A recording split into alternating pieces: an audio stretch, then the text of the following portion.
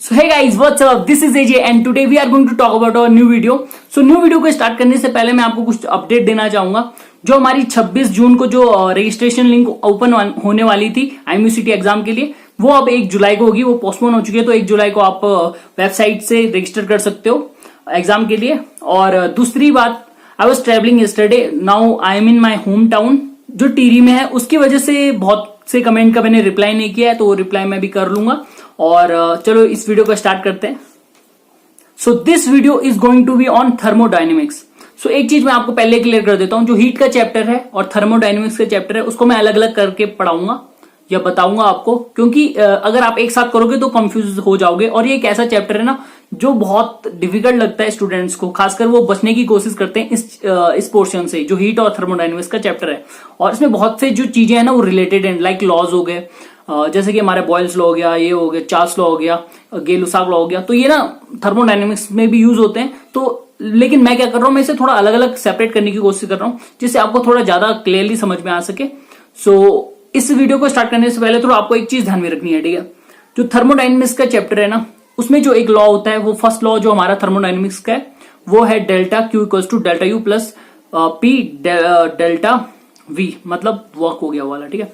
P delta we work होता है। तो इस फॉर्मूले को आपने अच्छे से पढ़ना है, और बस यही एक ऐसा फॉर्मूला है जिससे आप ना 50% इस चैप्टर को अच्छे से कवर कर लोगे, क्योंकि इसी जो फॉर्मूला है ना उसी से ही वेरिएशंस बनते हैं। वेरिएशन का मतलब है यहाँ पर कि आइसोथर्मल हो गया, आइसोक्लोरिक हो गया, आइसोबारिक हो गया, तो ये इसी से ही बनेंगे, ठीक है। लेकिन इसके लिए आपको ये फर्स्ट फॉर्मूले को अच्छे से याद करना होगा, अच्छे से समझना होगा, ठीक है। अगर आप अच्छे से समझ जाओगे तो आपको यहाँ पर दिक्कत नहीं होने वाली है थर्मोडायनेमिक्स में।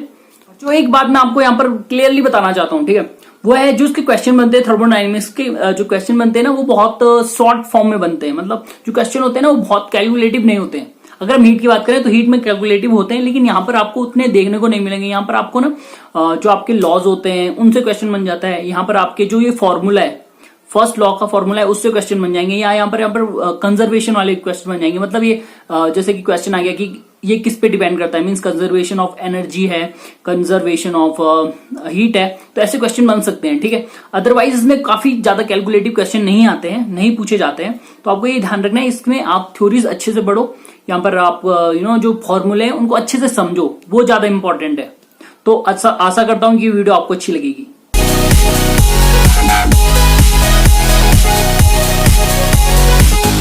सबसे पहले हम बात कर लेते हैं थर्मोडायनेमिक्स में हमें पढ़ना क्या क्या है और क्या क्या इंपॉर्टेंट टॉपिक है, ठीक है।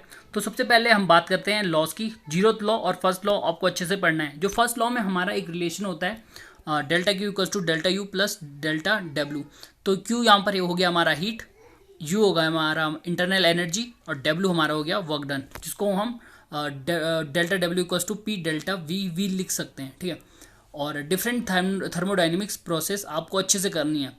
इनके अंदर आती है आइसोक्लोरिक, आइसोबारिक, आइसोथर्मल, जिसमें आइसोक्लोरिक में हमारा वॉल्यूम कांस्टेंट हो जाता है, आइसोबारिक में हमारा प्रेशर कांस्टेंट हो जाता है, और आइसोथर्मल में हमारा टेम्परेचर कांस्टेंट हो जाता है। और उसके हिसाब से आपको जो रिलेशंस हैं, जो रिलेशन है ना फर्स्ट लॉ में, उसके हिसाब से मैनेज करनी होंगी, ठीक है। उसके बाद जो आता है हमारा मेयर्स लॉ, मेयर्स रिलेशन, तो ये भी अच्छे से कर लेना। फिर हमारा आ गया एडियाबेटिक कांस्टेंट, ये अच्छे से पढ़ लो। और एडियाबेटिक प्रोसेस, ये भी इंपॉर्टेंट है, ठीक है। इसमें डायरेक्ट क्वेश्चन पूछ लेता है ये कौन सी प्रोसेस है जिसमें हीट ट्रांसफर नहीं होती है, तो ये सीधे डायरेक्ट क्वेश्चन पूछ सकता है। और वर्क डन के जो फॉर्मूले होंगे वो आप देख लेना। एडियाबेटिक में फॉर्मूला है और साथ में आइसोथर्मल में फॉर्मूला है, तो वर्क डन अच्छे से देख लेना फिर, ठीक है। फिर उसके बाद एक हमारा सेक्शन आता है इंजन का। जो इंजन का सेक्शन है वो भी इंपॉर्टेंट है। इंपॉर्टेंट क्यों? इसमें आपको 3 चीज़ें होती हैं, ठीक है। इंजन में पहला हो गया हमारा सोर्स, दूसरा हो गया सिंक, तीसरा हो गया वर्किंग सब्सटेंस। तो जो हमारा सोर्स होता है उसका टेम्परेचर हमेशा ज़्यादा होता है सिंक से, तो उसके लिए एक फार्मूला होता है जो इसकी एफिशिएंसी नापता है। एफिशिएंसी इक्वल्स टू जो हमारा ईटा है equals to 1 minus T2 upon T1 into 100। T2 और T1 आप Q2 और Q1 भी लिख सकते हो, ठीक है इसे। और जो हमारा लास्ट बचता है वो है रेफ्रिजरेटर। इसको भी अच्छे से पढ़ लेना, क्योंकि ये भी, इसका भी एक फार्मूला होता है। तो इतना ही इसमें है।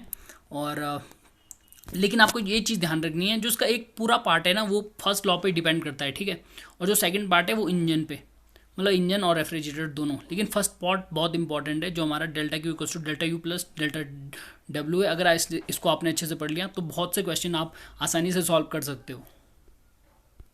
सो जो ये हमारा पहला क्वेश्चन है उसमें हमें पूछा गया है the pressure exerted by a gas on its container is directly proportional to, मतलब एक गैस है जो अपने कंटेनर में प्रेशर एक्सर्ट कर रही है, तो हमें बताना है वो किसके डायरेक्टली प्रोपोर्शनल होगा, मतलब प्रेशर किसके डायरेक्टली प्रोपोर्शनल है। हमारे पास चार ऑप्शन यहाँ पर गिवन है। पहला है वॉल्यूम, दूसरा है mass of the individual gas molecule, तीसरा Celsius temperature of the gas. ये आपको ध्यान रखनी है यहाँ पर चीज़। जो गैस है, जो हमारा टेम्परेचर होता है वो हम दो फॉर्म में लिख सकते हैं, केल्विन और सेल्सियस। फ़ारेनहाइट की बात नहीं कर रहे हम, ठीक है। यहाँ पर सेल्सियस और केल्विन में लिख सकते हैं जो मेन है। और चौथा हमारा ऑप्शन है the number of molecules of gas in the sample, ठीक है। तो हमारे पास एक यहाँ पर फॉर्मूला होता है, वो होता है PV इक्वल्स टू nRT। ये आइडियल गैस के लिए एक फॉर्मूला होता है जिससे हम इसकी प्रेशर निकाल सकते हैं, वॉल्यूम निकाल सकते हैं, रिडवर्क कांस्टेंट यहाँ पर गिवन रहता है, और टेम्परेचर और नंबर ऑफ मॉलिक्यूल्स या मोल्स कह सकते हो आप। PV इक्वल्स टू nRT हमारे पास एक फॉर्मूला है, गैस के लिए गिवन होता है। तो यहाँ पर हम देख सकते हैं जो PV इक्वल्स, अगर हम PV इक्वल्स टू nRT हम यूज़ करें यहाँ पर, तो आप देख सकते हो ये दो के डायरेक्टली प्रोपोर्शनल है। पहला है नंबर ऑफ मॉलिक्यूल, दूसरा है टेम्परेचर, लेकिन वो टेम्परेचर केल्विन में होना चाहिए, ठीक है। ये चीज़ आपको ध्यान में रखनी है, लेकिन हमारे पास ऑप्शन में क्या था, वो सेल्सियस में था, ठीक है। तो हमारे यहाँ पर आंसर हो जाएगा P is directly proportional to N।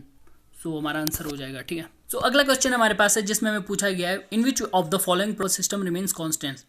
इसमें आपको बताना है कि ऐसी कौन सी प्रोसेस है जिसमें इंटरनल एनर्जी कांस्टेंट रहती है। तो आपको एक चीज़ यहाँ पर ध्यान रखनी है, जो फर्स्ट लॉ है हमारा, तो अगर आप उसको अच्छे से देखोगे, ठीक है, अगर हम उसमें इंटरनल एनर्जी कांस्टेंट रख देंगे, मतलब कांस्टेंट का मतलब डेल्टा यू को हम जीरो रख देंगे। अगर हमने उसे जीरो रख दिया तो वो कंडीशन किस में आ रही है, वो कंडीशन आती है आइसोथर्मल में। तो यहाँ पर हमारा आंसर हो जाएगा आइसोथर्मल।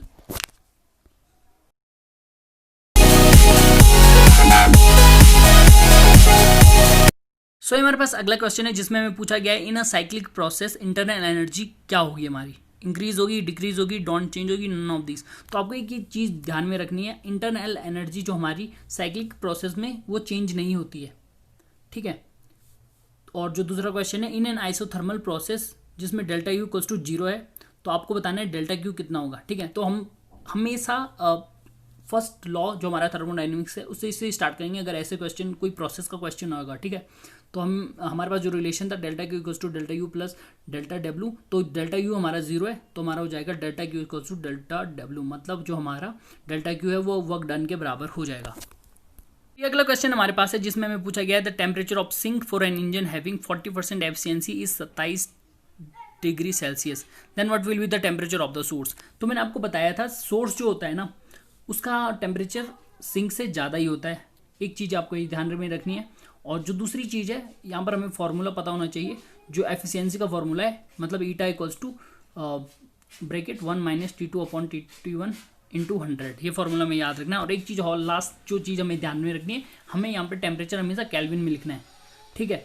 अगर हम ये तीनों चीज़ कर देंगे फिर उसके बाद हम क्या करेंगे, जो T2 है, T2 जो होगा वो होगा सिंक का टेम्परेचर। तो हमें सिंक का टेम्परेचर यहाँ पर 27 डिग्री दिया गया है, तो 27 डिग्री को जब हम केल्विन में चेंज करेंगे तो हो जाएगा 300 केल्विन, ठीक है। 300 केल्विन जब वो हो जाएगा तो हम वो T2 की जगह में रख देंगे। अगर हमने T2 की जगह में रखा तो हम इसको सॉल्व करके आंसर निकाल लेंगे T1 इक्वल्स टू 500 केल्विन, तो ये हमारा आंसर हो जाएगा। तो ये मेरे पास अगला क्वेश्चन है जिसमें मुझे गिवन दिया गया है adiabatic constant equals to CP upon CV। तो एक चीज़ आपको यहाँ पर ध्यान रखनी है कि जो ये गामा जैसा साइन है उसको हम एडियाबैटिक कांस्टेंट बोलते हैं, और ये आप एडियाबैटिक प्रोसेस में पढ़ोगे, ठीक है। और जो ये चार ऑप्शन है उनमें से हमें बताना है कौन सा इसे सेटिस्फाई करता है, ठीक है। तो इसके लिए हमें एक चीज़ याद होनी चाहिए, वो है मेयर्स रिलेशन। अगर आपको मेयर्स रिलेशन पता है तो जो होता है CP minus CV equals to R।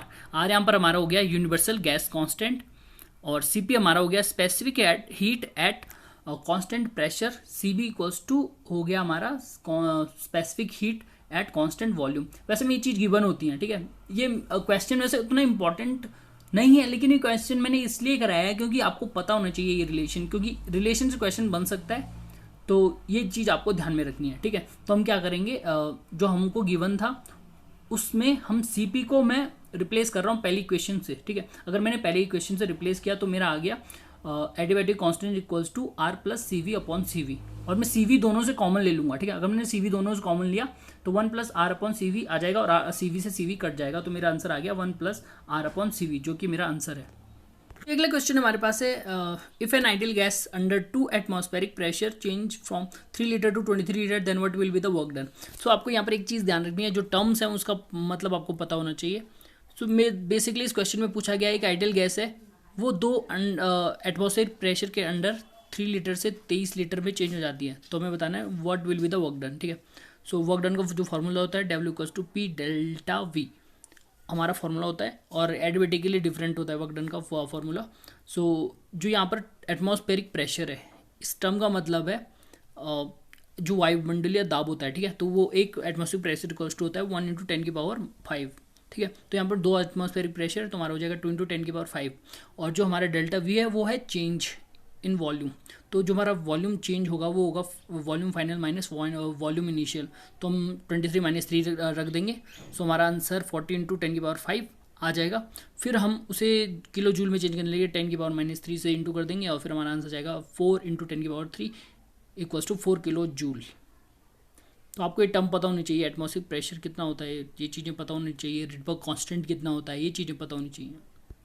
सो इस वीडियो में आपने देखा कैसे वेरिएशंस आ सकते हैं, थर्मोडायनेमिक्स के क्वेश्चंस कैसे बन सकते हैं। तो आपको एक चीज यहाँ पर ध्यान रखनी है, जो ये हमारा थर्मोडायनेमिक्स का चैप्टर है, इसको आपको क्या करो, कंफ्यूजन क्लियर करने के लिए 2 पार्ट कर दो। ठीक है, पहला पार्ट हो गया हमारा जो लॉज हो गए और उनके वेरिएशन हो गए, दूसरा जो हमारा हो गया इंजन हो गया, इंजन के फॉर्मूले, साथ में उसके अंदर रेफ्रिजरेटर भी आता है। ठीक है, तो बस उसके फॉर्मूले अच्छे से पढ़ लो, और जो चीजें ध्यान रखनी है वो है मेयर्स रिलेशन। सो जो एडिबेटिक कांस्टेंट है वो बहुत इंपॉर्टेंट है यहाँ पर, और प्रोसेस भी बहुत इंपॉर्टेंट है, क्योंकि उससे क्वेश्चन बनने के चांसेस बहुत रहते हैं। ठीक है, तो थोड़ा अच्छे से एडिबेटिक कांस्टेंट को भी पढ़ना। एडिबेटिक कांस्टेंट में थोड़ा सा वेरिएशन आते हैं, जिसमें हमारा मोनो एटॉमिक गैस होगी तो उसकी वैल्यू कुछ और आती है, अगर हमारा पॉली एटॉमिक गैस होगी उसकी कुछ वैल्यू और आती है, और डाई एटॉमिक गैस होगी तो उसकी वैल्यू कुछ अलग आती है। उसके साथ साथ आपको जो टर्म्स हैं, जैसे रिडबर्ग कांस्टेंट हो गया, मतलब यूनिवर्सल गैस कांस्टेंट हो गया, तो उसकी वैल्यू पता होनी चाहिए। साथ में आपको एटमॉस्फेरिक प्रेशर की वैल्यू पता होनी चाहिए, बस इतना ही, और इससे ज्यादा आपको करने की जरूरत नहीं है। इसी से मेनली क्वेश्चन आएंगे, और ये बहुत इंपॉर्टेंट चैप्टर है, क्योंकि इससे क्वेश्चन थोड़ा ट्रिकी बनता है। वैसे थोड़ा ट्रिकी मतलब क्योंकि इसमें फंस जाते हैं स्टूडेंट ज्यादा करके, थर्मोडायनेमिक्स और हीट में फंस जाते हैं, क्योंकि ये थोड़ा सा कंफ्यूजन वाला चैप्टर है। और अगला अगर मैं हीट का चैप्टर बनाऊंगा तो उसमें आपको कुछ और चीजें बताऊंगा जो बहुत इंपॉर्टेंट है, जैसे कि हमारा हो गया डेल्टा Q = MC ΔT।